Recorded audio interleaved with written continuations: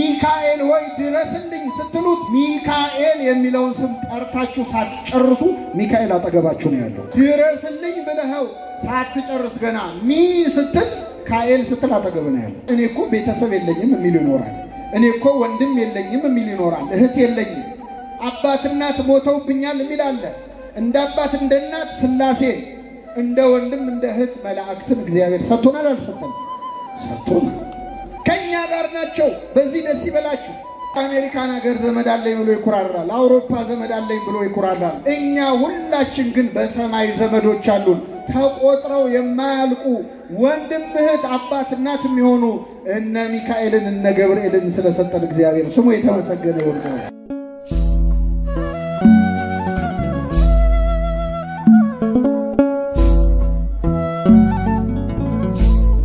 እግዚአብሔር ሰላምታ እንደምናመሻችሁ እንደምናመሻችሁ።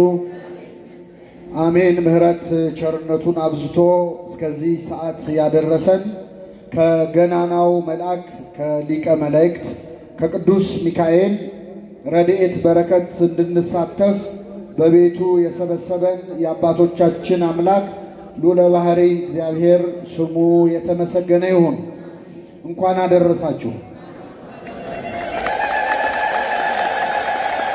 እንደ እግዚአብሔር ቅዱስ ፈቃድ በሚኖረን አጭር የትምህርት ጊዜ በመዝሙረ ዳዊት መዝሙር 33 በቅንፍ 34 ከቁጥር 7 ጀምሮ ተጽፎ በሚገኝ የመጽሐፍ ቅዱስ ኃይለ ቃል ተነስተን ዛሬ ስለምናከብረው ስለ ሊቀ መላእክት ስለ ቅዱስ ሚካኤል በአጠቃላይ ስለ መላእክት እንማራለን።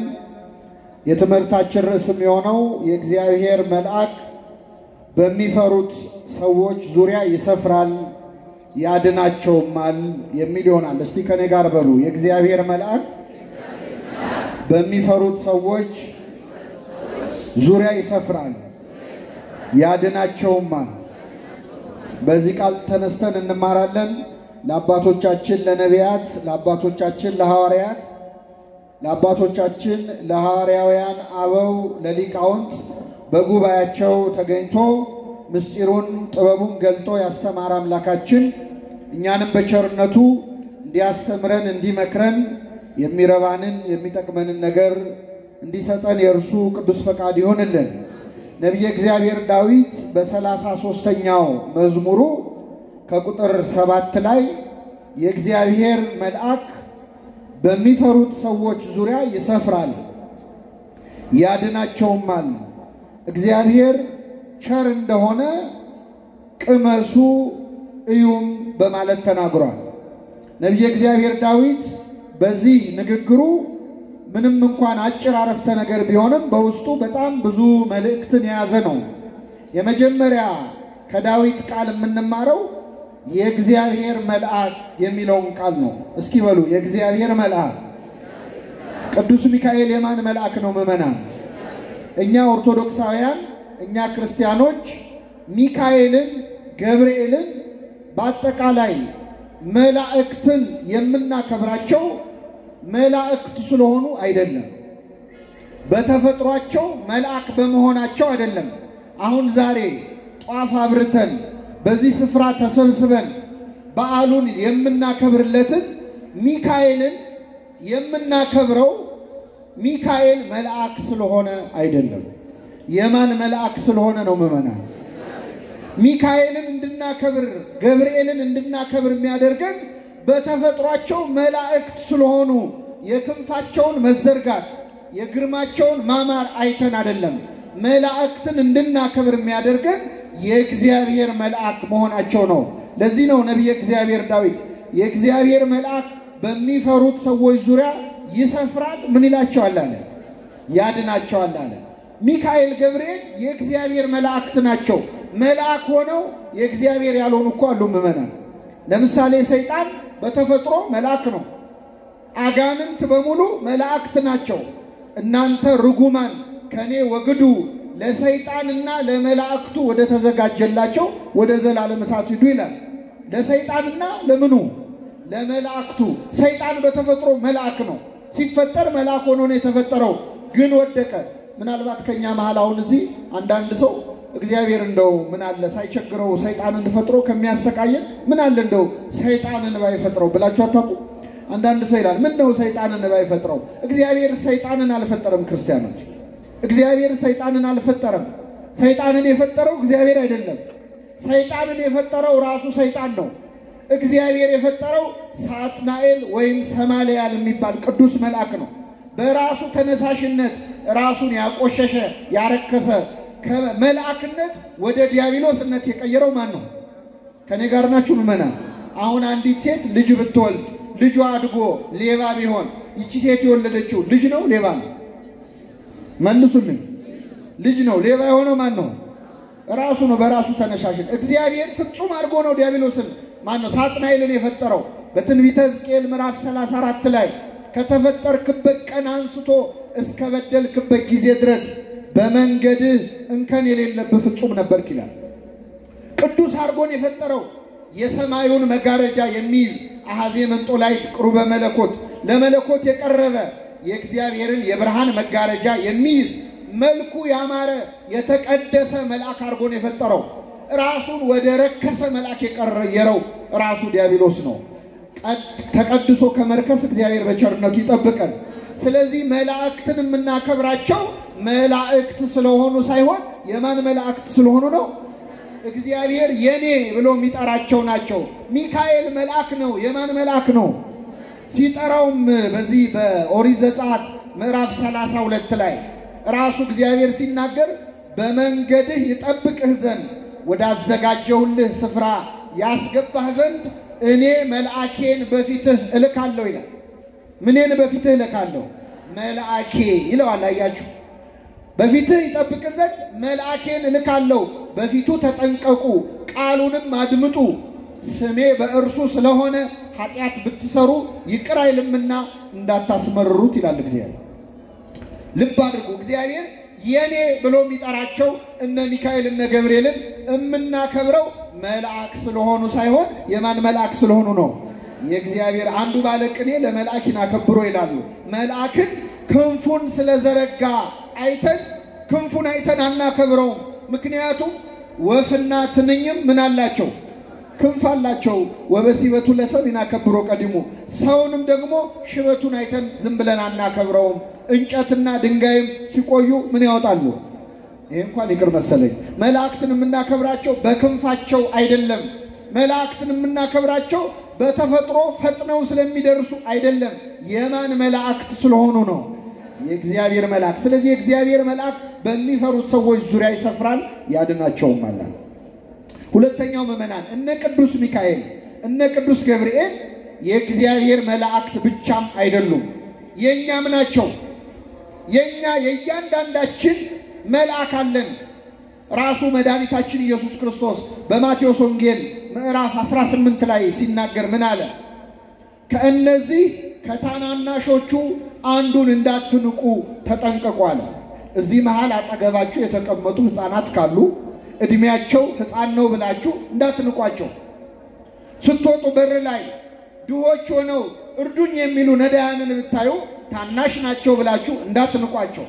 በእውቀት በሀብት ትንሽ የሆኑትን እንዳትንቁ ተጠንቀቁ። ለምን? መላእክቶቻቸው በሰማያት ያለውን የአባቴን ፊት ያያሉና ይላል። ምኖቻቸው? መላእክቶቻቸው። ልብ አድርጉ። እግዚአብሔር ለእያንዳንዳችን ከተጸነስንባት ሰዓት አንስቶ እስከ አሁን ድረስ በቀንና በሌሊት የሚጠብቁ መላእክትም ሰጥቶናል። ልብ አድርጉ። ዓለም ላይ ጠባቂ የሚኖራቸው ምን አይነት ሰዎች ናቸው? ጋርድ የሚኖራቸው ምን አይነት ሰዎች ናቸው? ወይ ባለስልጣኖች፣ ወይ ባለጸጎች፣ አለዚያም ዝነኛ ሰዎች ናቸው። ዞር በሉ እያሉ መንገድ የሚያስከፍቱ ጠባቂ ያላቸው ባለጸጋ ሰዎች ናቸው። እግዚአብሔር ግን ጠባቂ የመደበው ለባለጸጎች አይደለም። ጠባቂ የመደበው ለባለስልጣን ብቻ አይደለም። ይህን ቤተ ክርስቲያን ሞልተን ያለን እያንዳንዳችን ክርስቲያኖች የየራሳችን ጠባቂ መልአክ ተመድቦልናል። ስሙ የተመሰገነ ይሁን። እግዚአብሔር በእውነት አመስግኑ። የእያንዳንዳችን ጠባቂ መልአክ አለን። ኃጥእ ሆንክ ጻድቅ ሆንክ፣ ምዕመን ሆንክ መናፍቅ ሆንክ፣ ሌላው ቀርቶ የማያምኑ ሰዎችን እንኳን የሚጠብቁ መላእክት አሉ። መላእክተ ጽልመት የሚባሉ ከ99 ነገደ መላእክት መካከል ያላመኑ የካዱ ሰዎችን የሚጠብቁ ጠባቂ መላእክትን እግዚአብሔር መድቦናል። ለሁላችን ጠባቂ ሰጥቶናል። ስለዚህ መላእክቶቻቸው አለ ሚካኤል የእግዚአብሔር መልአክ ብቻ አይደለም የኛም መልአክ ነው። እንግዲህ ምእመናን የእግዚአብሔር መልአክ አለ ዳዊት በሚፈሩት ሰዎች ዙሪያ ይሰፍራል። ምን ይላቸዋል? ያድናቸዋል። ስለ መላእክት በእውነት በጣም ልንማር ይገባናል። መላእክት እነ ሚካኤልን እነ ገብርኤልን ብቻ አይደለም፣ በአጠቃላይ ስለ መላእክት ሳናነሳ መጽሐፍ ቅዱስን ማንበብ አይቻልም። እዚህ እጄ ላይ የምታዩት መጽሐፍ ቅዱስ በሚባለው መጽሐፍ ላይ ከኦሪት ዘፍጥረት አንስታችሁ እስከ ዮሐንስ ራእይ ብታነቡ መላእክት የሌሉበት መጽሐፍ ማግኘት አይቻልም። ሁለት መጽሐፍ ላይ ብቻ ነው መላእክት ያልተጠቀሱት። አንደኛው መጽሐፈ አስቴር ላይ፣ ሁለተኛ መጽሐፈ ትንቢተ ሐጌ ላይ። ከዚያ ውጪ መጽሐፍ ቅዱስ ላይ መላእክት አሉ። የዮሐንስ ራእይ ላይ ደግሞ የመጨረሻ መጽሐፍ ቅዱስ መጽሐፍ የዮሐንስ ራእይ ነው። የዮሐንስ ራእይ ላይ ደግሞ 22 ምዕራፎች አሉት። 22ቱም ምዕራፎች ላይ መላእክት አሉ። መላእክት የሌሉበት ክርስትና የለም። መላእክት ያላገለገሉ ክርስቶስ አናውቅም። መጽሐፍ ቅዱስ በመላእክት የተሞላ መጽሐፍ ነው።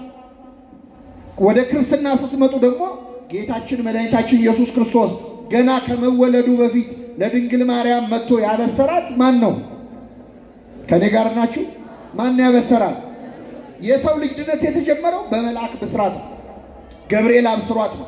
ክርስቶስ ሲወለድ በቤተልሔም ግርግም ውስጥ በተወለደ ጊዜ ስብሐት ለእግዚአብሔር በሰማያት እያሉ ለእግዚአብሔር ዝማሬ ያቀረቡት ቅዱሳን መላእክት ናቸው። ልብ አድርጉ። ያለ መላእክት ዝማሬ ክርስቶስ አልተወለደም። በገዳመ ቆሮንቶስ ለ40 ቀንና ለ40 ሌሊት ጾሞ በዲያብሎስ ተፈትኖ ድል ባደረገ ጊዜ መላእክትም ቀርበው አገለገሉት ነው የሚለው። መላእክት ያላገለገሉት ክርስቶስ መላእክት የሌሉበት ክርስትና የለም። ከሁሉም በዕለተ ዓርብ መድኃኒታችን ኢየሱስ ክርስቶስ ከመሰቀሉ ከአንድ ቀን በፊት የመላእክት አገልግሎት በግልጽ ታይቷል። በዚህ በማቴዎስ ወንጌል በሉቃስ ወንጌል ምዕራፍ 22 ላይ ጌታችን ጌቴሴማኒ በተባለው የአትክልት ቦታ ተጨንቆ ተንበርክኮ ሲጸልይ ነበር ይላል። ላቡ ይወጣ ነበር ከመጨነቁ ብዛት፣ ከላብም አልፎ ደም ይወጣው ነበር። አንድ ሰው በጣም ሲጨነቅ ያለበዋል። ጭንቀቱ ሲበዛ ላቡ እየጨመረ ይመጣል። ከመጠን በላይ ሲጨነቅ ግን አንድ ሰው በላብ ፈንታ ደም ይወጣዋል። ይህንን የሕክምና ሰዎች ይገልጹት። ሄማቶድሮሲስ የሚባል አንድ ኬዝ አለ የሕክምና። አንድ ሰው በጣም ሲጨነቅ በላብ ፈንታ ደም ሊወጣው ይችላል።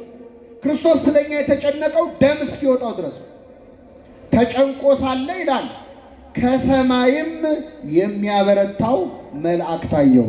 ከኔ ጋር በሉ፣ ከሰማይም የሚያበረታው መልአክ ታየው። ማንን ነው የሚያበረታው? ክርስቶስን የሚያበረታው ምን ታየው? መልአክ። እንዴት ክርስቶስን ሊያበረታው ይችላል? ምን ማለት ነው? አሁን መላእክት አስፈልጉኝም የሚሉ ሰዎች እንግዲህ ከክርስቶስ በላይ ነኝ እያሉ ነው ማለት ነው። ክርስቶስ በተጨነቀ ጊዜ መጥቶ ያበረታው መልአክ ነው። ግን ምን ማለት ነው? መልአክ እንዴት መጥቶ አበረታው? ኢትዮጵያዊው ሊቅ አባ ጊዮርጊስ ዘጋስጫ መጽሐፈ ምስጢር በተባለ መጽሐፉ ላይ ይህንን ጥቅስ ሲተረጉም ምን ይላል? ቅዱስ ሉቃስ ሆይ ባለ መድኃኒቱ ጸሐፊ ወንጌላዊው ሉቃስ ሆይ ምን ማለት ፈልገ ነው ክርስቶስን መልአክ እንዴት አበረታው ትላለህ? እባክህ ፈውሰኝ፣ ይህ ንግግርህ ረብሾኛልና እንዴት ክርስቶስን መልአክ ሊያበረታው ቻለ ትላለህ? ምክንያቱም ከመልአኩ ኃይል የክርስቶስ ኃይል ይበልጣል አይበልጥም? ይበልጣል። ምን ማለት ነው ይልና ራሱ አባ ጊዮርጊስ ዘጋስጫ ይመልሳል። መልአክ አበረታው ማለት ላንተ ኃይል፣ ክብር፣ ምስጋና ይገባሃል እያሉ ሰገዱለት ማለት ነው ይላል። አይዞ እንደማለት መላእክት በፊቱ እየወደቁ እየተነሱ ለከ ኃይል፣ ክብር፣ ወስብሐት እያሉ አበረቱት ማለት ነው ይላል። ስለዚህ መላእክት የሌሉበት ክርስትና የለም ማለት ነው። ከሁሉም ክርስቲያኖች ዓርብ ዕለት ክርስቶስ ሲሰቀል ለሚካኤል፣ ለገብርኤል፣ በአጠቃላይ ለመላእክት እኮ አስጨናቂ ቀን ነበረ። ይህን ታውቃላችሁ? ክርስቶስ በተገረፈበት በተሰቃየበት ዕለት ለመላእክት ለማየት የሚያስጨንቅ ቀን ነበረ። ዛሬ ሌሊቱን አባቶቻችን በማህሌት አይሁድ ጌታን በሰቀሉበት ጊዜ ሚካኤል አርመመ፣ ሚካኤል ዝም አለ፣ ገብርኤል ደግሞ ተደነቀ ተገረመ ሲሉ ነው ያደሩት። እውነት ነው። ክርስቶስ በተሰቀለባት በዚያች ዕለት መላእክት ቅዱስ ቅዱስ እያሉ በሁለት ክንፋቸው ፊታቸውን በሁለት ክንፋቸው እግራቸውን ሸፍነው የሚያመሰግኑት አምላክ በጥፊ ሲመታ አይተዋል። እነ ሚካኤል ፊቱ ላይ ምራቅ ሲተፋበት አይተዋል። ተንቀጠቀጡ ይላል በዕለተ ዓርብ። የክርስቶስ ስቃይ መላእክትን ያሳቅቃቸው ነበር። ሰውን እንዴት አከበረው፣ ሰው ደግሞ እግዚአብሔርን እንዴት አዋረደው ብለው መላእክት የተጨነቁበት ዕለት ነው። እንደውም ቅዱስ ገብርኤል ሰይፉን ጣለ ነው የሚለው ድርሳነ ገብርኤል ላይ። ሰይፉን ወረወረ፣ ግን የእግዚአብሔር ቸርነት ከለከለችው። ሲሰቀል አብረው ነበሩ። እርቃኑን ሲሆን በክንፎቻቸው መስቀሉን ከበው ነበር። ወይ ከልልዎ ስጋው ወደሙ ለመድኃኔ ዓለም እያልን እንደምንቀድሰው የመድኃኔ ዓለም ስጋውና ደሙን በክንፎቻቸው ከበውት ነበር። በተነሳም ጊዜ ከሞት ልብ አድርጉ፣ በመቃብሩ ግራና ቀኝ የነበሩት ቅዱሳን መላእክት ናቸው። መላእክት የሌሉበት ክርስትና፣ መላእክት ያላገለገሉ ክርስቶስ አናውቅ። አንዳንድ ሰው ክርስቶስን ያወቀ መስሎት መላእክት ስማቸው ሲጠራ ይበሳጫል።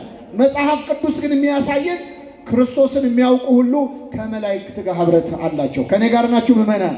እኔ በጣም አንድ የሚገርመኝ ነገር እዚህ በሐዋርያት ሥራ ላይ ተጽፏል። ሐዋርያት ሥራ ላይ የመጀመሪያዎቹ ክርስቲያኖች ሐዋርያት በኖሩበት ዘመን ሐዋርያው ቅዱስ ጴጥሮስን ሄሮድስ አግሪጳ የተባለ ንጉሥ እስር ቤት ውስጥ ጨመረው አሉ። ጴጥሮስ ታሰረ። ጴጥሮስ ታስሮ እያለ በዚያን ዘመን የነበሩ ክርስቲያኖች በጣም ተጨነቁ። እንደው ምን ይሻላል? ነገ ይገለው ይሆን? ከነጎዲያ በሰይፍ አንገቱን ይቆርጠው ይሆን እያሉ ቁጭ ብለው ሲያወሩ እኩለ ሌሊት ሆነ ይላል። ቁጭ ብለው እያወሩ እያለ ድንገት የቤቱ በር ተንኳኳ። በኃይል ሲንኳኳ ቤት ውስጥ የምታገለግል ሮዴ የምትባል ልጅ ነበረች። ሂጂና በሩን ክፈች ብለው ላኳት። እሺ ብላ በሩን ልትከፍት ስትሄድ ከፍታ ስታይ የሆነ ሰው ቆሟል። ደንግጣ መልሳ ዘጋችበት። ተመልሳ መጣች። ምን ነው አሏት። አረ የታሰረው ጴጥሮስ በር ላይ ቆሟል አለች።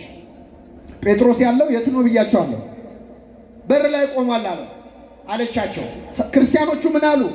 ጴጥሮስ አይደለም ባይሆን መልአክ ይሆናል አሉ። ምን ይሆናል? ከኔ ጋር ናችሁ ክርስቲያኖች? አሁን ሌሊት በራችሁ ቢንኳኳ ማን ሊሆን ይችላል ብላችሁ ነው የምትገምቱት? ማን ሊሆን ይችላል ብላችሁ ነው የምትገምቱት? ወይ ሌባ ነው ወይ ደግሞ መርዶ ሊነገረኝ ነው ነው አይደል? ወይ አክስቴ ሞተች ማለት ነው የሚለው ሰው። በፍጹም መልአክ ብለን አንገምትም። የመጀመሪያዎቹ ክርስቲያኖች ግን በር እንኳን ሲንኳኳ መልአክ ሊሆን ይችላል ብለው የሚገምቱ ናቸው። ያንን ዘመን እግዚአብሔር በቸርነቱ ይመልስልን። ከመላእክት ጋር ህብረት ያለው ሃይማኖት ነው ክርስትና። ክርስቶስ አገልግሎቱን የማዳን ስራውን ሲፈጽም መላእክት አብረውት ነበሩ። ዳግም ሊፈርድ ሲመጣ በይባቤ መላእክት በመላእክት ታጅቦ ነው የሚመጣው። እግዚአብሔር ቢያደርሰን ደግሞ ሄደን የምንኖረው ከመላእክት ጋር ነው። ያንን ለማየት ያብቃን እግዚአብሔር። አሁን እዚህ ምድር ላይ ያሉ መላእክት የሚጠሩ ሰዎች ሰማይ ቤት ሄደው ከማን ጋር ሊኖሩ ነው ይሆናል? እዚህ ሚካኤል ሲባል ደማቸው የሚፈላ ሰዎች ከሚካኤል ጋር ነው ሄደው የሚኖሩት። መቼስ እዛም ሄደ ለብቻ አዳራሽ መስራት አይቻልም። በእውነት እግዚአብሔር ልቡን አይስጣቸው። እኛ ግን መላእክት ያሉባት መላእክትን ከፍ አድርጋ የምታመሰግን የምታከብር ሃይማኖት ውስጥ ነው ያለነው። በእውነት የዚህች ቤተክርስቲያን ልጆች ስላደረገ ስሙ የተመሰገነ ይሁን። አመስግኑት እግዚአብሔር። ይህንን ካልን እኔ በእውነት ጥቂት ነገሮች ስለ መላእክት ልንገራችሁ። መላእክትን ማወቅ በጣም ደስ ይላል። ስለ መላእክት ያለን ዕውቀት ካለማወቅ ትንሽ ነው የሚሻለው። ምክንያቱም መላእክት ብዙ ናቸው። እኛ በስም የምናውቃቸው ግን 30 አይሞሉ። በጣም ትንሽ ነው የምናውቃቸው። ግን መላእክት በጣም ብዙ ናቸው። ቁጥራቸውን መጽሐፍ ቅዱስ ይህን ያህል ያሉ አይልም። ብዙ ጊዜ ብዙ፣ ሺህ ጊዜ ሺህ፣ አላፋት ጊዜ አላፋት ይላል። መላእክት በጣም ብዙ ናቸው። ቁጥራቸውን መገመት ከፈለጋችሁ ግን እኔ ቀላል ሂሳብ ልንገራችሁ። ከኔ ጋር ናችሁ? የመጀመሪያው ሰው እግዚአብሔር የፈጠረው የመጀመሪያው ሰው ማን ነበረ? አቤት አዳም። በጣም ጥሩ። የመጀመሪያው ሰው አዳም። ከሱ አንስቶ እስከ ዛሬ የሞቱ መቃብር ውስጥ ያሉ ሰዎች አሉ አይደል? አሉ የሉ? ስንት ይሆናሉ? እንገምት ካለ በቢሊየን ነው የሚቆጠሩት።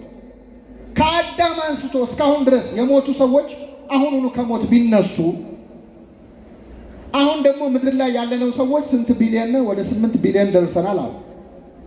8 ቢሊዮን ሰው ደግሞ ከንቅልፉ የተኛም ካለ ተነስ ተብሎ ተነስቶ የቆመው ቁም ተብሎ ቢነሳ 8 ቢሊዮን ህዝብ ቢቆም ከአዳም አንስቶ እስካሁን የሞቱት ከሞት ቢነሱ ከዚህ በኋላ ክርስቶስ ዳግም ሊፈርድ እስኪመጣ ድረስ የሚወለዱ ህፃናት አሁን ተወልደው ቁሙ ቢባሉ በአጠቃላይ የሰው ዘር የተባለ በሙሉ ቢቆም ለእያንዳንዱ ሰው በራሱ ጸጉር ልክ መላክ ይደርሰዋል።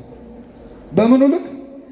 አሁን ቀላል ሂሳብ ነው። መላእክትን ማወቅ ከፈለጋችሁ መጀመሪያ የምትቆጥሩ ምናችሁ ነው?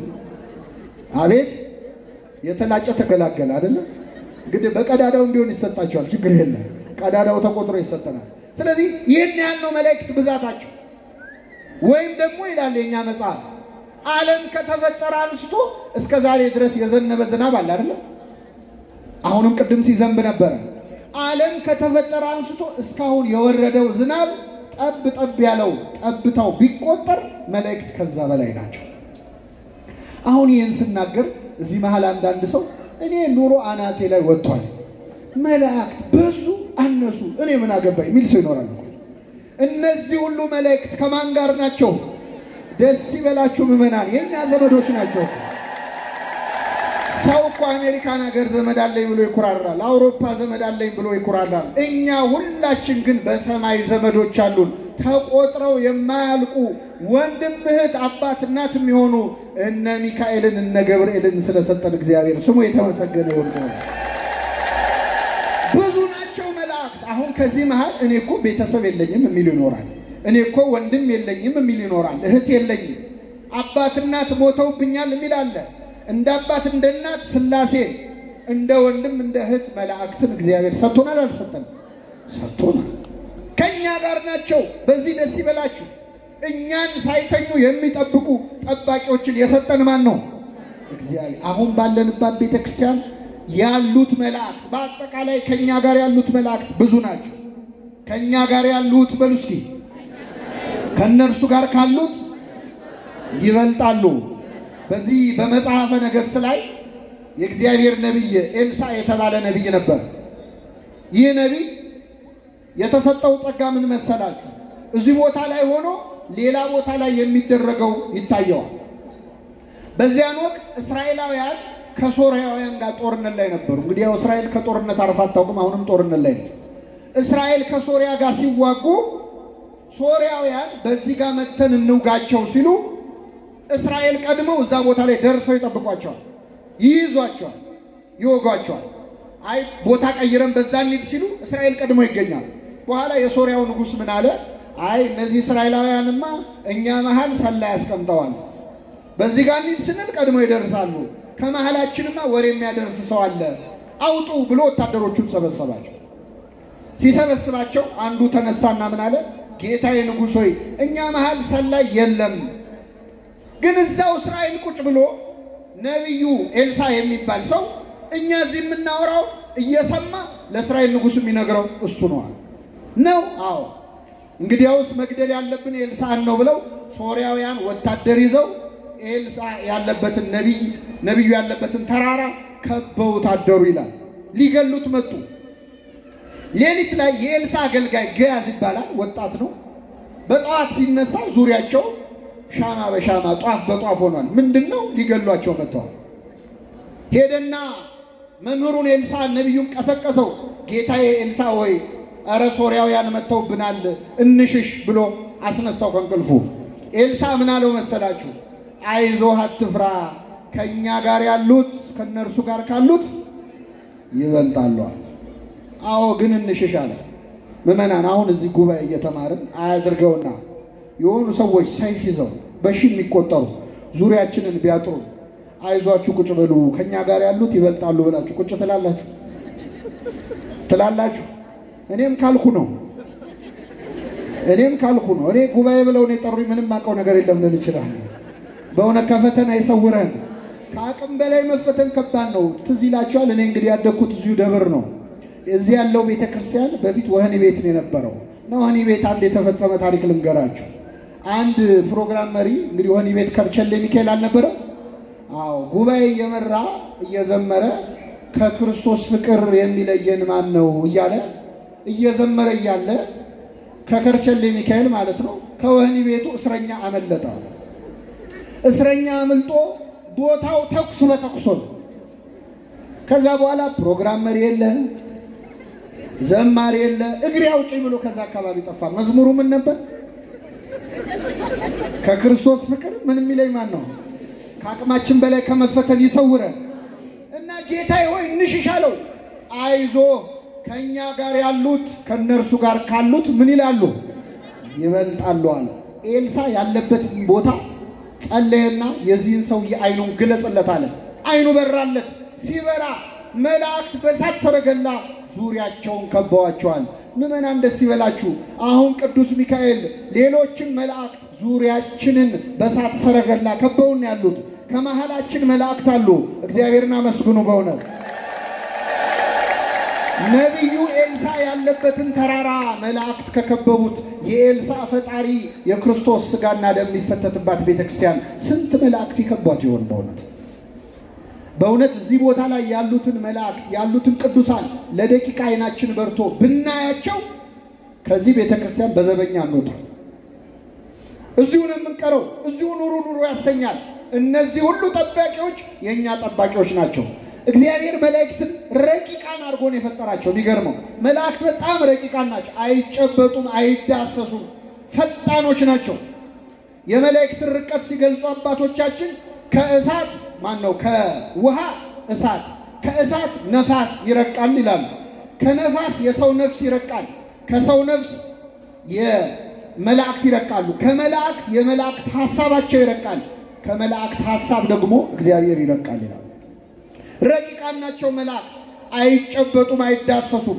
ርቀታቸውን ሲገልጹ አባቶቻችን ለምሳሌ ቅዱስ ሚካኤልና ቅዱስ ገብርኤል አሁን እኛ ጠባብ መንገድ ላይ ሁለት ሰዎች ብንገናኝ አንዳችን ለሌላችን መንገድ ለቀን እናሳልፋለን አይደል? ሚካኤል ግን ገብርኤልን ቢያገኘው አሳልፈኛ አይለው።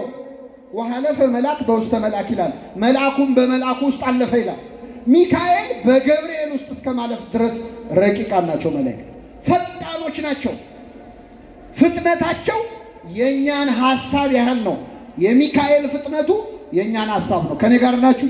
አሁን ወደዚህ የመጣችሁት ዛሬ ሚካኤል ለመሳለም ወይ ከመስሪያ ቤት የመጣለ ወይ ከቤቱ የመጣለ ከኛ ማለት ስትመጡ ወይ በመኪና ወይ በእግራችሁ መጣችኋል። ከቤታችሁ አንስታችሁ እዚህ ቤተክርስቲያን ድረስ ያለውን መንገድ አቋርጣችሁ ነው የመጣችሁት አይደል? ነው አይደል? ስትመለሱ ደግሞ ከቤተክርስቲያን እስከ ቤት ያለውን መንገድ ምን ትላለህ? ታቋርጣላችሁ። እስቲ አሁን አንድ ጊዜ በሐሳባችሁ ወደ ቤታችሁ ተመለሱ። እስቲ በሐሳባችሁ ቀድማችሁ ሄዳችኋል እንዴ? በሐሳብ መመለስ ይቻላል አይቻል? በታክሲ ነው የምትሄዱ? በእግር? በሐሳብ ስንሄድ መንገድ እናቋርጣለን። እዚህ ቁጭ ብላችሁ በሐሳብ መንግታ ቤታችሁ መሄድ ይቻላል አይቻል? ኧረ አንወሻሽ። በሐሳብ አውሮፓና አሜሪካ ሄዳል። እንደዚህ ማለት ዓለምን ነው የምንዞረው። ቪዛ የለ ፓስፖርት የለ። ዓለምን ነው የምንደርሰው። ሐሳባችን መንገድ ሳያቋርጥ የፈለገው ቦታ ላይ መድረስ ይችላል። የሚካኤል ፍጥነቱ የኛን ሐሳብ ያህል ነው። ሚካኤል ሆይ ድረስልኝ ስትሉት ሚካኤል የሚለውን ስም ጠርታችሁ ሳትጨርሱ ሚካኤል አጠገባችሁ ነው ያለው። አመስግኑ። በእውነት ጠርታችሁ ሳትጨርሱ አንተ ገና ድረስልኝ ብለኸው ሳትጨርስ ገና ስትል ካኤል ስትል አጠገብ ነው ያለው። ፈጣኖች ናቸው። የኛን ሐሳብ ያህል ነው ፍጥነታቸው። ይህን በምን አወቅን? በመጽሐፍ ቅዱስ ነው። ከየት እናመጣዋል? ትንቢተ ኢሳይያስ ምዕራፍ 6 ላይ እግዚአብሔርን ከፍ ባለ ዙፋን ላይ ተቀምጦ አየሁት ይላል ኢሳይያስ ነብዩ። መላእክት ቅዱስ ቅዱስ እያሉ ያመሰግኑታል። ይህን ባየው ጊዜ ወዮልኝ፣ ከንፈሮቼ የረከሱብኝ ሰው ነኝ አልኩኝ፣ ኃጢአተኛ ነኝ አልኩኝ።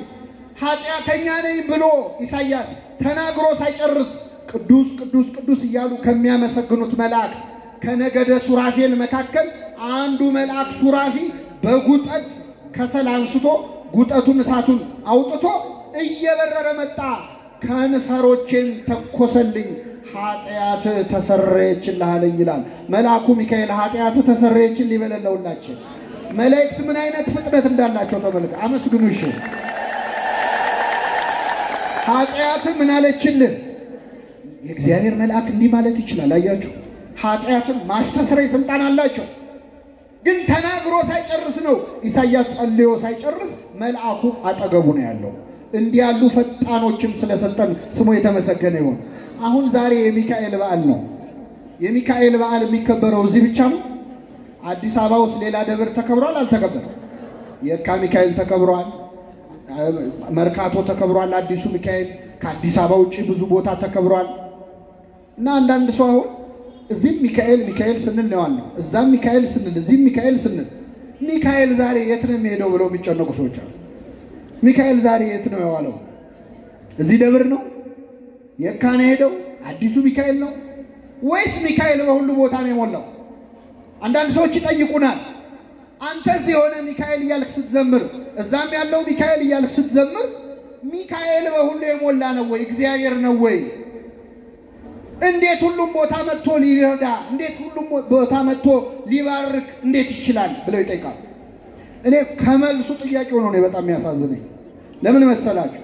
አሁን እኔ እዚህ ጋር ቆሜ የምናገረውን ትምህርት እዚህ ያላችሁ ሰዎች እየሰማችሁ ነው አይደለ?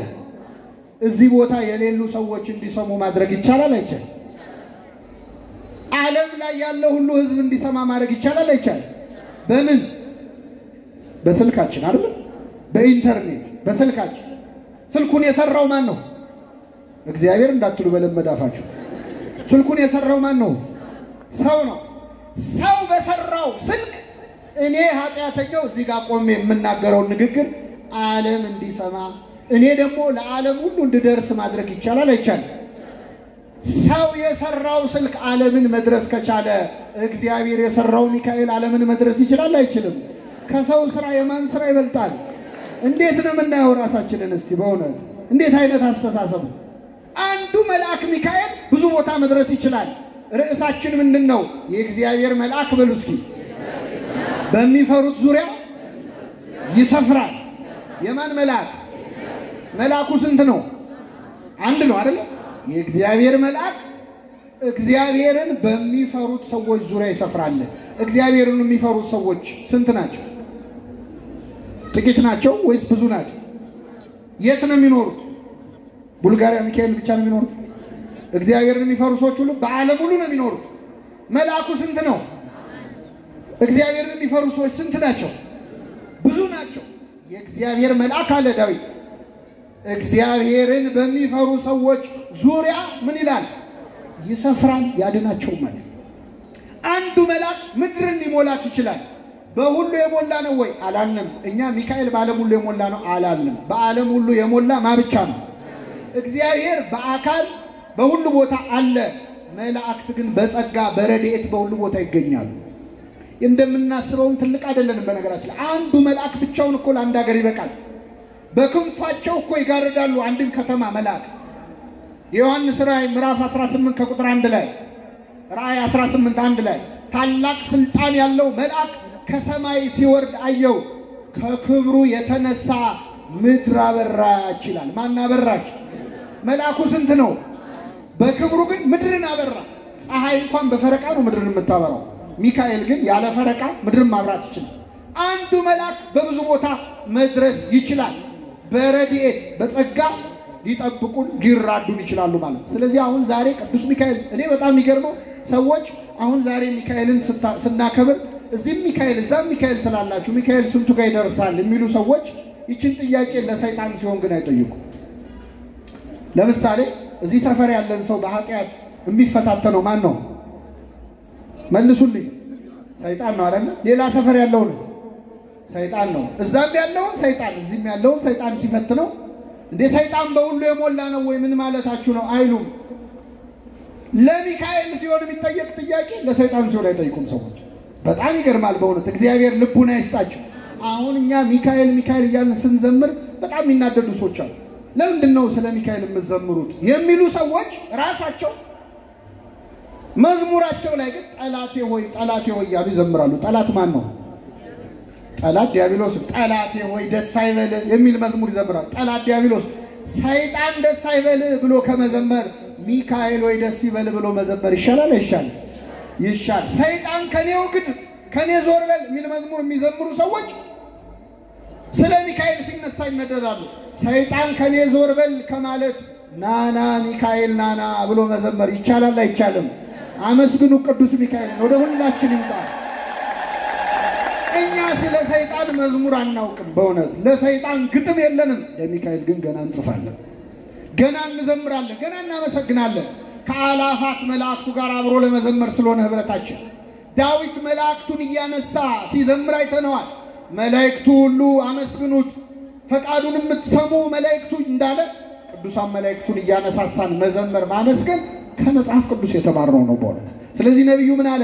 የእግዚአብሔር መልአክ በሚፈሩት ሰዎች ዙሪያ ይሰፍራል። ምን ይላቸዋል? እኔ 3 ነገሮች ልንገራችሁና አጠቃልላለሁ። ብዙ ሰዎች መላእክትን በተመለከተ የሚሳሳቱት አንድ ስህተት አለ። ጥያቄ ሲበዛብንም እየተሸማቀቀን የምንፈጥረው አንዳንድ ሰዎች መላእክት ማለት ልክ እንደ ሮቦት አድርግ የተባሉትን ከማድረግ ውጪ የራሳቸው ነፃነት የሌላቸው የሚመስላቸው ሰዎች አሉ። ሚካኤል አድርግ የተባለውን ነው እንጂ እሱ በራሱ ምን ማድረግ ይችላል? ገብርኤል አድርግ የተባለውን ነው እንጂ እሱ ምን ማድረግ ይችላል? የሚሉ ሰዎች አሉ። እግዚአብሔር ለሰው ልጅ የሰጠውን ነፃ ፈቃድ ለመላእክት ሊነሳቸው አይችልም።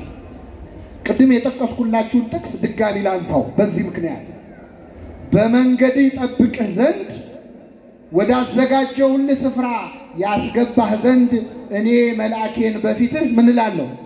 እልካለሁ ካለ በኋላ ምን አለ? ከኔ ጋር በሉ። በፊቱ ተጠንቀቁ። አይሰማም? ቃሉንም አድምጡ። ስሜ በእርሱ ስለሆነ ኃጢአት ብትሰሩ ይቅር አይልምና እንዳታስመርሩት። ማን ነው እንዲህ ያለው? እግዚአብሔር። በፊቱ ተጠንቀቁ አለ እግዚአብሔር። በሚካኤል ፊት ተጠንቀቁ፣ በገብርኤል ፊት ተጠንቀቁ አለ። ለምን? ቃሉንም አድምጡ። የመልአኩን ቃል አድምጡ። ለምን? ስሜ በእርሱ ስለሆነ አለ። ምስለ ስመ ልዑል ዘተሳተፈ፣ ከልዑል ስም ጋር ለተሳተፈው ስምህ ሚካኤል ሰላም እንላለን። ሚካኤል፣ ገብርኤል፣ ኡራኤል ለምን ነው አይደል? ኤል የማን ስም ነው? ስለዚህ ስሜ በእርሱ ስለሆነ ኃጢአት ብትሰሩ ይቅር አይልምና እንዳታስመርሩታል። መላእክት ኃጢአትን ይቅር ማለትም አለማለትም ስልጣን ከማን ተሰጥቷቸዋል? ይሄን እንግዲህ ባለቤቱ ነው ያለው። ስለዚህ የተባሉትን ከማድረግ ውጭ መብት የሌላቸው የሚመስለው ሰው በጣም የተሳሳተ በጣም የተሳሳተ። በበለዓም ታሪክ ይህንን አይተናል። በለዓም የተባለ የእግዚአብሔር ነቢይ በመንገድ እየሄደ የእግዚአብሔር መልአክ ከመንገድ ተቋቋመው ይላል። በለዓም አላየው፣ አህያው ግን አየችው። አይታ ከመንገድ ፈቀቅ አለች። በለዓም በጣም ተበሳጨ፣ ወረደና አህያይቱን መታት ይላል። መልአኩ ለአህያው አዝኖ ራቀ ከዛ አካባቢ። ድጋሚ ጠባብ መንገድ ላይ መልአኩ በለዓምን አስቆመው። በለዓም ተበሳጨ። አህያይቱ የበለዓምን እግር ከግድግዳ ጋር ስታጣብቀው ወረደና በዱላ ደበደባት። በጣም ሲቀጠቅጣት እግዚአብሔር ለአህያዋ አዝኖ የአህያዋን አንደበት ከፈተው። አህያዋ በሰው ቃል ተናገረች። ለምን ትመታኛለህ? እስከ ዛሬ የምትቀመጥብኝ አህያ አይደለሁም ምን አለችው። በለዓም መለሰ፣ ስላላገጥሽብኝ ነው። ሰይፍ በእጄ ኖሮ ቢሆን ኖሮ እገድልሽ ነበር አላት። ከኔ ጋር ናችሁ? እኔ ከዚህ ታሪክ በጣም የሚገርመኝ በለዓም መልስ መስጠቱ ነው። አህያ ሲያናግራችሁ መልስ ትሰጣላችሁ? አሁን ከዚህ ወጣችሁ ቤት ስትገቡ ውሻ እንደምን አመሻችሁ ቢላችሁ እግዚአብሔር ይመስገን ትላላችሁ? አይምሯችሁን ልትስቱ ትችላላችሁ። በለዓም ግን ያወራል። ይገርማል። ከአህያ ስላላገጥሽብኝ ነው፣ ሰይፍ በእጄ ቢኖር ገድዬሽ ነበር። ይህን ጊዜ እግዚአብሔር አይኑን ከፈተለት ይላል። የበለዓም አይን ሲከፈት የተመዘዘ ሰይፍ ይዞ የእግዚአብሔር መልአክ ከፊቱ ቆሟል። በለዓም ልክ አይኑ ሲበራ መልአኩን አየው፣ በግንባሩ ተደፋና ሰገደለት ይላል። እግዚአብሔር አይናችንን ያብራልን። ሰው ለሚካኤል ለገብርኤል የጸጋ ስግደት ለማቅረብ አይኑ መብራት አለበት። መልአኩ ታዲያ ምን አለው? በለዓም ሆይ አህያይቱ አይታኝ ፈቀቅ ባትል ኖሮ እገድልህ ነበረ አለ። ምን ልህ ነበረ? መላእክት አያችሁ ሁኔታውን አይተው ኮንዲሽናሊ የመወሰን መብት አላቸው። ሶስተኛ ልጨምርላችሁ። ቅዱስ ገብርኤል ዘካርያስ ጋር መጣ። ዘካርያስ ሆይ አትፍራ፣ ሚስትህ ኤልሳቤጥ ወንድ ልጅን ትወልድልሃለች አለ።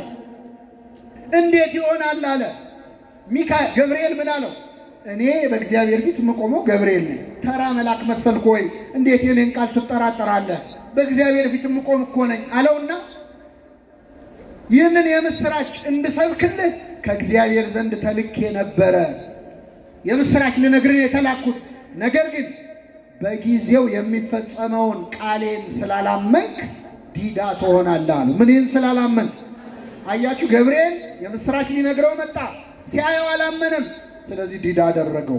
መላእክት አይተው መወሰን፣ አይተው መፍረድ ስልጣን ከማን ዘንድ አላቸው? ከእግዚአብሔር ዘንድ አላቸው። የእግዚአብሔር መልአክ በሚፈሩት ሰዎች ዙሪያ ይሰፍራል ያድናቸውማል ይላል። ያድናቸውማልን ተርጉሜ ልውረድ። ያድናቸውማል በሉ እስኪ።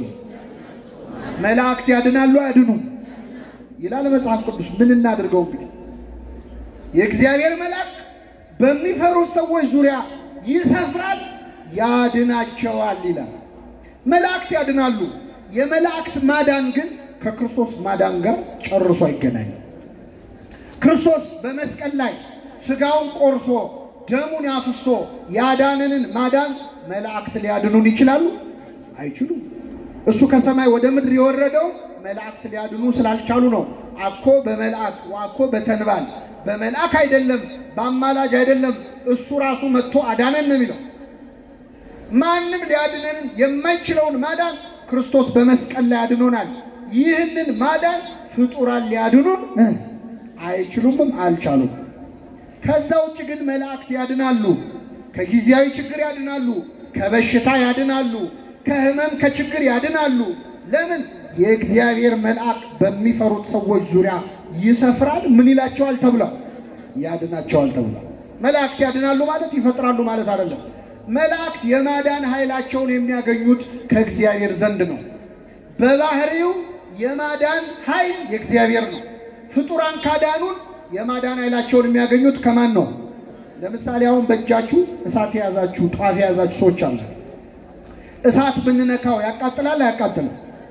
ያቃጥላል። እንጨት ብንነካ ያቃጥላል አያቃጥልም? እንጨቱን እሳት ውስጥ ከተነው በደንብ ከተቀጣጠለ በኋላ ብንነካው ያቃጥላል አያቃጥልም? ስለዚህ እንጨቱ ማቃጠል የቻለው ከምን ጋር ስለተገናኘ ነው? ከእሳት ጋር። እሳት በባህሪው ያቃጥላል፣ እንጨት አያቃጥልም። እንጨት ከእሳት የማቃጠል ባህሪን ይወስዳል። በባህሪው ማዳን የሚችል እግዚአብሔር ነው። ፍጡራን በራሳቸው ማዳን አይችሉም። የማዳን ኃይልን ግን ለፍጡራን ማን ሊሰጣቸው ይችላል? ኃይል የእግዚአብሔር ነው። በሉ እስኪ ማዳን አታቋትም? እቺ መዝሙር ኃይል የእግዚአብሔር ነው። እኔ ብዙ ጊዜ ፌደራል ፖሊስ ስናይ ነው ይሄን መዝሙር የምንዘምረው። እኔ ምን እንዳገናኘው አላውቅም። ፖሊስ ሲያይ ሰው ኃይል የእግዚአብሔር ነው ይላል። እስኪ እንደው ዛሬ ፖሊስ ሳታዩ በሉት ኃይል የእግዚአብሔር ነው። ማዳን ማዳን በራሱ የማን ነው? መላእክት፣ ቅዱሳን፣ ጻድቃን፣ እመቤታችን፣ ሚካኤል፣ ገብርኤል ያድናሉ። የማዳን ኃይላቸውን የሚያገኙ ከማን ዘንድ ነው? ሐዋርያት ሥራ ምዕራፍ 4 ላይ ከቁጥር 12 መዳን በሌላ በማንም የለም እንድንበት ዘንድ ከሰማይ በታች የተሰጠን ስም ኢየሱስ ክርስቶስ የሚለው ነው ይላል። ይህ ቃል የተናገረው ሐዋርያው ቅዱስ ጴጥሮስ ነው። ጴጥሮስና ዮሐንስ ሊጸልዩ ወደ ምኩራብ ሄዱ ይላል። ወደ ምኩራብ ሲሄዱ ከምኩራቡ በር ላይ አንድ ደሃ እግሩ ሽባ ሆኖ ከመሬት የተኛ እባካችሁ እርዱኝ መጽውቱኝ ብሎ ለመናቸው። ይህን ጊዜ ቅዱስ ጴጥሮስ ወደዚህ በሽተኛ ዞረና ወደኛ ተመልከት አለው። ወደኛ ምን በል? ወደ ቅዱሳኑ ስንመለከት ምን እንደሚመጣ ተመልከቱ። ወደኛ ተመልከት። ብርና ወርቅ የለንም፣ ያለንን ግን እንሰጣለን። በናዝሬቱ በኢየሱስ ክርስቶስ ስም ተነሳና ተመላለስ አለ። ያ ሰውዬ ወዲያውኑ ዳነ። ወደ መቅደስ ገብቶ አብሯቸው እግዚአብሔርን አመሰገነ ይላል። አሁን ይህ ሰውዬ ሲድን ይገርማቸዋል። አይሁድ ምን አሉ? ጴጥሮስና ዮሐንስን አሰሯቸውና ሸንጎ መሃል አቀረቧቸው፣ ፍርድ ቤት አቀረቧቸው። እንዴት ልታድኑ ቻላችሁ? ምን አርጋችሁ ይህን ሰው ያዳናችሁት? አስጨነቋቸው። ጴጥሮስ ምን አለ? በምን እንድናድን ትፈልጋላችሁ? ሰቅላችሁ በገደላችሁት በናዝሬቱ በኢየሱስ ክርስቶስ ስም ነው ያዳነው። በምን እንድናድን እንችላለን? መዳንም በሌላ በማንም የለም። እንድንበት ዘንድ የተሰጠን ስም ኢየሱስ ክርስቶስ የሚለው ስም ነው። ቅዱስ ጴጥሮስ ያዳነው በማን ስም ነው? በክርስቶስ። አሁን ሚካኤል ያድናል አያድንም? በማን ስም? ሚካኤልን አግኝታችሁ ብትጠይቁት መዳን በሌላ በማንም የለም ነው የሚላችሁ። እኔም ማድነው በእግዚአብሔር ስም ነው። ድንግል ማርያም ታድናለች በማን ስም? በእግዚአብሔር ስም። መዳንም በሌላ በማንም የለም። አሁን ይህን ጥቅስ ድንግል ማርያምን ሚካኤልን ለመተቸት የሚጠቅሱ ሰዎች መዳን በሌላ እኮ ነው የሚለው። ድንግል ማርያም ሌላ ነች፣ ሚካኤል ሌላ ነው እንዴ? እነሱማ የእግዚአብሔር ናቸው። መዳን በሌላ በማንም የለም። የምንድንበት ስም ኢየሱስ ነው። የመላእክት ማዳን የእግዚአብሔር ማዳን ነው። በመላእክት አድሮ እግዚአብሔር ማዳን ይችላል አይችልም? ያለ መላእክት ማዳንስ ይችላል አይችልም? ይችላል። መላእክት ግን ያለ እግዚአብሔር ማዳን ይችላሉ አይችሉም? ይሄ ነው ሃይማኖታችን። የመጨረሻ አንድ ነገር ልጠይቃችሁና ልውረድ። ብዙ ጊዜ እኛ መላእክትን ስናመሰግን አማላጅነታቸውን ስንጠይቅ የሚከፋቸው አንዳንድ የዋህ ሰዎች፣ ክፋትም ያለባቸው ሰዎች አሉ። ከሚጠይቁን ጥያቄ ብዛት እንደው ነፃነታችንን እናጣለን።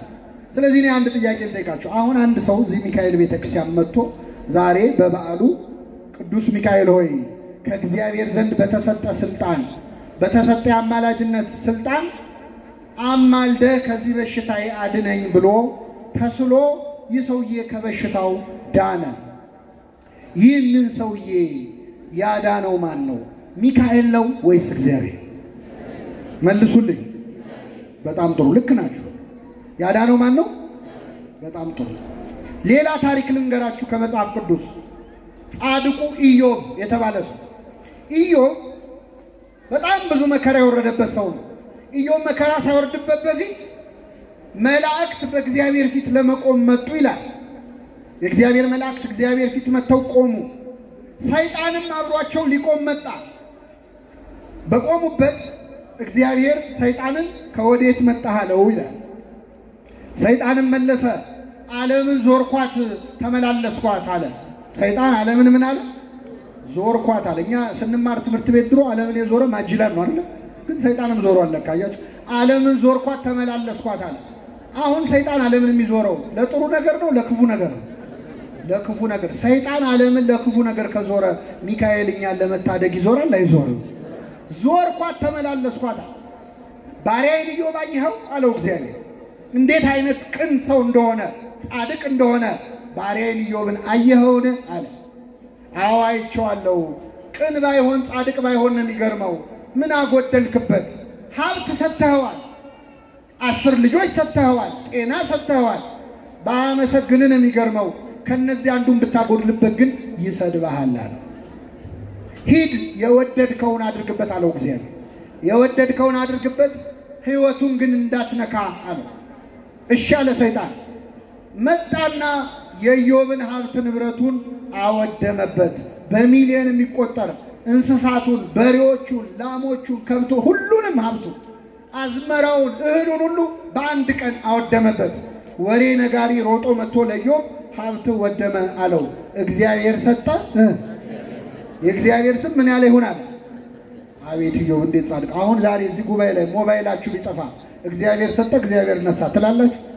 ምን ነው ምን አረኩ ቤት መጥቼ ምን ነው አይደል? ኢዮብ ግን እግዚአብሔርን አመሰገነ። ከዛስ 10 ልጆቹ በአንድ ቀን ሞቱበት። ከባድ ነው። የልጅ ሞት ከባድ ነው። 10 ልጅ ሲሆን እንዴት ነው የሚከብደው? እንደው አንድ እንኳን ቢቀር ምን አለ? 10ም ሞቱ። ኢዮብ እንዴት አይነት ሰው ነው? እግዚአብሔር ሰጠ እግዚአብሔር ነሳ። ከዛስ ከራስ ፀጉሩ እስከ እግር ጥፍሩ በቁስል ተመታ። እግዚአብሔር ሰጠ እግዚአብሔር ነሳ አለ። አሁን ጥያቄ ልጠይቃችሁ። ኢዮብ ላይ መከራ ያወረደው፣ ሀብቱን ያወደመበት፣ ጤናውን ያሳጣው፣ ልጆቹን የገደለበት ማን ነው? እግዚአብሔር ነው ወይስ ሰይጣን? መልሱልኝ። እግዚአብሔር ነው ወይስ ሰይጣን?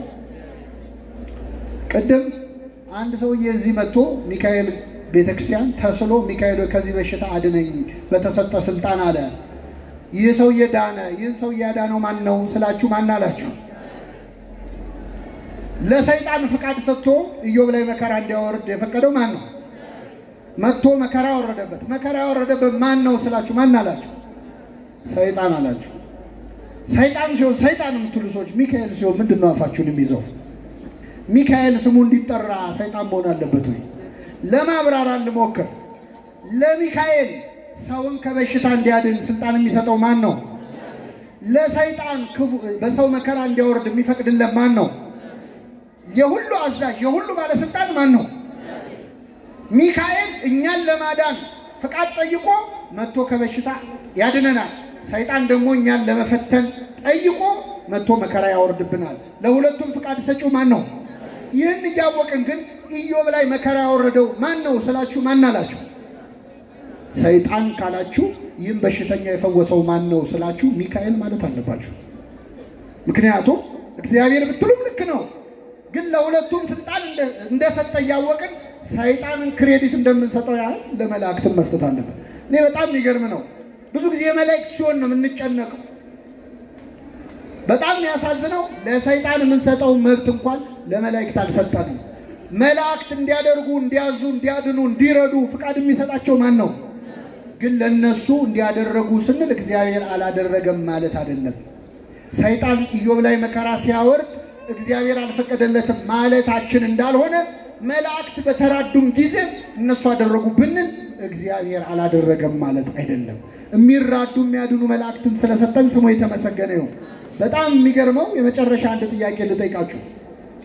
ሰይጣን መጥቶ እግዚአብሔር ፊት ቆሞ ፍቃድ ጠይቆ ኢዮብ ላይ መከራ አወረደ። ሰይጣን ክፉ ነው ወይስ መልካም ነው? መልሱልኝ። ክፉ ነው አይደል? እርኩስ ነው፣ የረከሰ ነው። የረከሰው ሰይጣን እግዚአብሔር ፊት ቆሞ ጠየቀ፣ ለመነ፣ ይለምናል። ጌታችን ራሱ በወንጌል ምን አለ? የዮና ልጅ ስምዖን ሆይ ሰይጣን እንደ ስንዴ ሊያበጥራችሁ ለመነ ይላል። ሰይጣን የኛን ሕይወት ለመበጥበጥ እኮ ይለምናል። እግዚአብሔር ከልክሎት ነው እንጂ ታውቃላችሁ፣ ሰይጣን ነፃነት ቢኖረው እዚህ ቤተክርስቲያን ቁጭ ብለህ የምትሳለም እንዳይመስል፣ የምትሰማ እንዳይመስል፣ በር ላይ ጠብቆ አንቆ ነው የሚጥልህ። የከለከለው ማን ነው? እግዚአብሔር። የእሱ ሐሳብ ብዙ ነው፣ አግዶት ነው። አሁን ዓለምን የሚበጠብጠው ትንሽ በተሰጠችው ፈቃድ ነው። ሙሉ ነፃነት ቢያገኝ ከቤታችንም አንወጣም፣ ተኝተንም አንነሳም ነበር እንደ ሰይጣን ክፉ ሐሳብ ቢሆን። ሰይጣን እንደ ስንዴ ሊያበጥራችሁ ለመነ ይላል። ስለዚህ ሰይጣን ይለምናል ማለት ነው። ለምኖ ደግሞ እግዚአብሔር ሰማው አልሰማው? ሰምቶት ኢዮብ ላይ የፈለከውን ነገር ምን በልበት አድርግበታል። ክፉን ሰይጣን የረከሰውን ሰይጣን ለኢዮብ ክፉ ነገር አስቦ ሲለምን እግዚአብሔር እሺ ካለው ቅዱሱ ሚካኤል፣ ንጹሑ ሚካኤል፣ ትሑቱ ሚካኤል ለእኛ መዳን እግዚአብሔርን ሲለምን እግዚአብሔር ይሰማዋል አይሰማውም? ሰይጣንን ከሰማ ሚካኤልን እንዴት አይሰማም? ቅዱስ ሚካኤል ስለ ሁላችን እግዚአብሔር ፊት ቆሞ ይለምናል። እንደሞ አይተነዋል። ትንቢተ ዘካርያስ ምዕራፍ 1 ቁጥር 12 ላይ ሚካኤል በሰማይና በምድር መካከል ቆሞ ሲለምን ነቢዩ ዘካርያስ አይቶታል። አቤቱ የሰራዊት ጌታ እግዚአብሔር ሆይ 70 ዓመት ሙሉ የተቆጣሃቸውን የእስራኤል ከተሞች የማትምራቸው እስከ መቼ ነው? እስኪ በሉ የማትምራቸው እስከ መቼ ነው? ኢትዮጵያን ማትምራት እስከ መቼ ነው ይበልልን ቅዱስ ሚካኤል። ይችን ሀገር ማትምራት እስከ መቼ ነው ይላል። እግዚአብሔርም መልአኩን በሚያጽናና ቃል ተናገረው። እግዚአብሔርም እንዲህ አለ፣ ወደ ኢየሩሳሌም በምህረት ተመልሻለሁ አለ ይላል። እግዚአብሔር ወደ ኢትዮጵያ በምህረት ይመለስልን። ስለዚህ ቅዱሳን መላእክት ለኛ መዳን የሚጓጉ የሚጸልዩ ወስደው ገነት አይጨምሩንም፣ ወስደው መንግስተ ሰማያት አያስገቡንም። ሁሉ መዳንን ይወርሱ ዘንድ ለማገዝ የሚላኩ መናፍስት አይደሉም ነው የሚለው። ስለዚህ ቅዱሳን መላእክት በእኛ ህይወት ውስጥ አብረውን አሉ። ነፍሳችን ከስጋችን ስትለይም መጀመሪያ የሚቀበለን ጠባቂ መልአካችን ያሳደገኝ መልአክ አላለም ያዕቆብ ዘፍጥረት 48 ላይ ያሳደገን መልአክ ቅዱስ ሚካኤል፣ ያሳደጉን መላእክት እነ ገብርኤል እነ ኡራኤል ሁሉም በዛኛው ዓለም ይጠብቁናል። ከነርሱ ጋር ለመኖር ነው ተስፋ የምናደርገው። የእግዚአብሔር መልአክ በሚፈሩት ሰዎች ዙሪያ ይሰፍራል። ምን ይላቸዋል? የሰማነውን በልቡናችን ያሳድርብን።